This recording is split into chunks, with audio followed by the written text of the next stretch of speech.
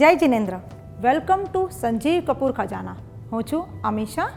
આજે હું આપ સૌ માટે લાવી છું જૈન રેસિપીનો ખજાનો. આજે આપણે અહીંયા બનાવશું જૈન મલાઈ કોફતા.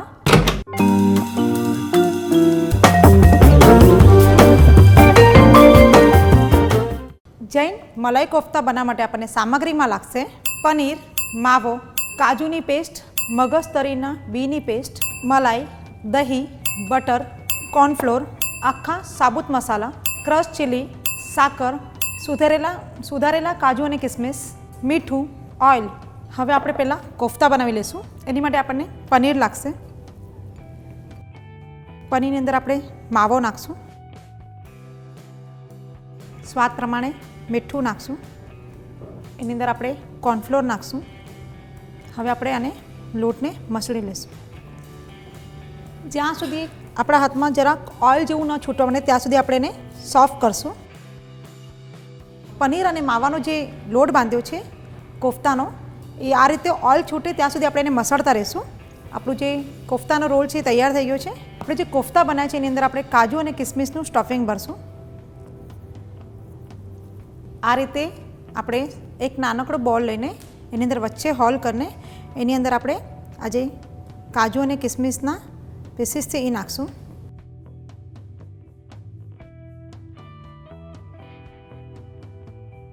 આ સાઇઝના આપણે બધા કોફતા તૈયાર કરી લઈશું. આપણા કોફતા તૈયાર થઈ ગયા છે. હવે આપણે એને કોર્નફ્લોરમાં જરાક રગદોડીને એને ફ્રાય કરી લઈશું. આપણું ઓઇલ પણ અહીંયા ગરમ થઈ ગયું છે.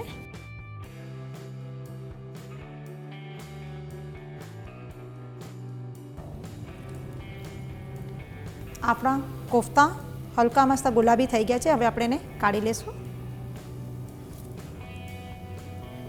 આપણા જે કોફતા છે એ બની ગયા છે. હવે આપણે મલાઈ કોફતાની જે ગ્રેવી છે એ બનાવશું. ગ્રેવી બનાવવા માટે આપણે ઓઇલ લઈશું.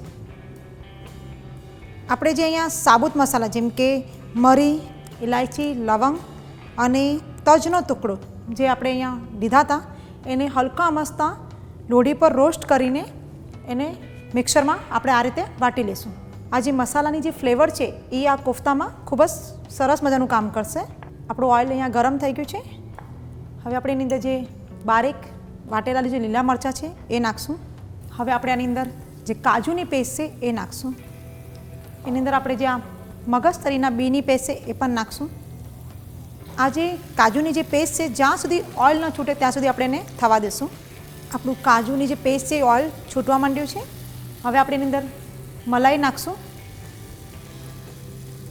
આ જે ગ્રેવી છે આપણે એને પ્રોપર હલાવતા જ રહેવું પડશે, નહીં તો એના ગાંઠા પણ પડી જશે. હવે આપણે એની અંદર દહીં નાખશું.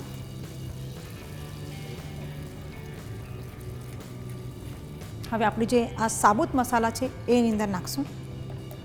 આ જે વ્હાઈટ ગ્રેવી છે એ થોડી સ્વીટ હોય એટલે આપણે એની અંદર સાકર નાખશું. સ્વાદ પ્રમાણે મીઠું. મીઠું હંમેશા આપણે લાસ્ટમાં જ નાખશું. હવે આપણે એની અંદર થોડું પાણી નાખશું.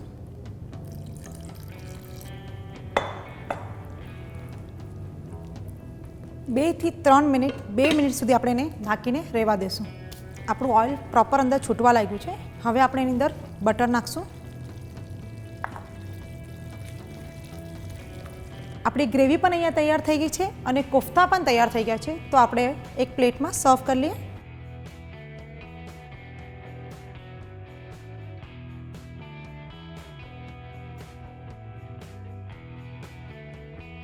હવે આપણે એને કાજુ અને કિસમિસથી ગાર્નિશ કરી લઈએ. આ આપણા ગરમા ગરમ મલાઈ કોફતા તૈયાર થઈ ગયા છે.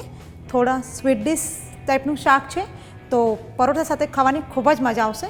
તો આ વાનગી ઝટપટ નોંધ કરો.